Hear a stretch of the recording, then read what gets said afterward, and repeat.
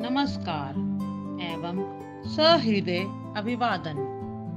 आप सबको देश की आजादी के अमृत महोत्सव की ढेरों बधाई एवं शुभकामनाएं। आज संपूर्ण देश आजादी की 75वीं वर्षगांठ बड़े ही हर्षोल्लास से मना रहा है। आजादी का अमृत महोत्सव उन लोगों को धन्यवाद देने का एक प्रयास है जिनके कारण हम स्वतंत्र भारत में सांस ले रहे हैं।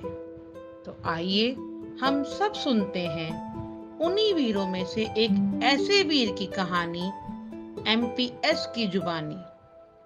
जी हाँ, मैं बात कर रही हूँ लौह पुरुष सरदार वल्लभ भाई पटेल की। सरदार वल्लभ भाई पटेल का जन्म 31 अक्टूबर 1875 को नादिद ग्राम में हुआ था। सरदार पटेल एक स्वतंत्रता संग्राम सेनानी तथा आजाद भारत के पहले गृह मंत्री थे। स्वतंत्रता की लड़ाई में उनका महत्वपूर्ण योगदान था, जिसके कारण उन्हें भारत का लौह पुरुष भी कहा जाने लगा।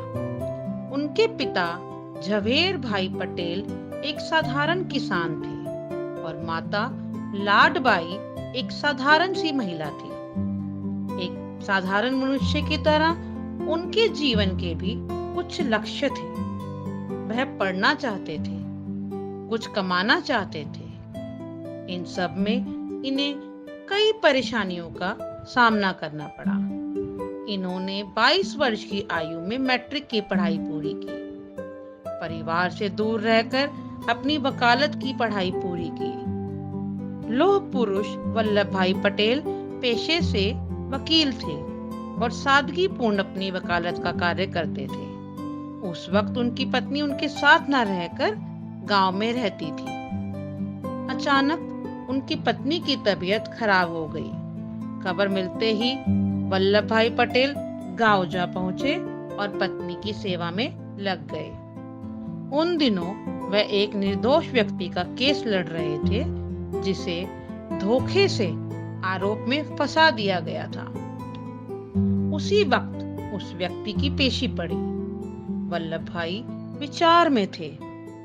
उनके ये भाव देख पत्नी ने कहा, आप जाइए, ये आपका कर्तव्य है। कहीं ऐसा ना हो कि आपके न जाने से किसी बेकसूर को सजा मिल जाए। वल्लभ भाई ने तुरंत जाने का निर्णय लिया। भाई पटेल ने केस की तैयारी की और अदालत जा पहुंचे।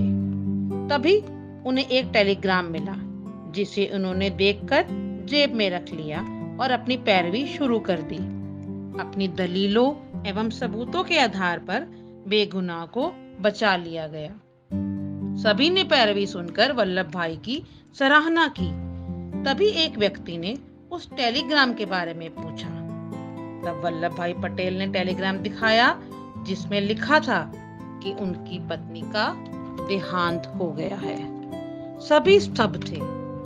इसी कर्तव्य निष्ठा के कारण उन्हें लौह पुरुष कहा जाने लगा। गांधी जी के विचारों से प्रेरित होकर इन्होंने सामाजिक बुराइयों के खिलाफ आवाज उठाई। किंतु 1948 में जब गांधी जी की मृत्यु हुई तो पटेल को गहरा आघात पहुंचा और 15 दिसंबर 1950 को वह भी इस दुनिया से चले गए। 1991 में इन्हें भारत रत्न का सम्मान दिया गया। इनके नाम से कई शैक्षिक संस्थाएं हैं। अहमदाबाद के एयरपोर्ट का नाम सरदार वल्लभ भाई पटेल अंतर्राष्ट्रीय एयरपोर्ट रखा गया है। स्टैचू ऑफ यूनिटी यानी एकता की मूर्ति के नाम पर 2013 में सरदार पटेल के जन्मदिन पर गुजरात में उनका स्मृति स्मारक बनाने की शुरुआत की गई है। अंत में मैं यही कहूंगी, लौह पुरुष की ऐसी छवि ना देखी ना सोची कभी।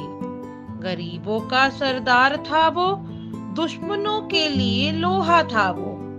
इतिहास के गलियारे खोजते हैं जिसे, ऐसे सरदार पटेल ना मिलते पूरे विश्व में। जय हिंद।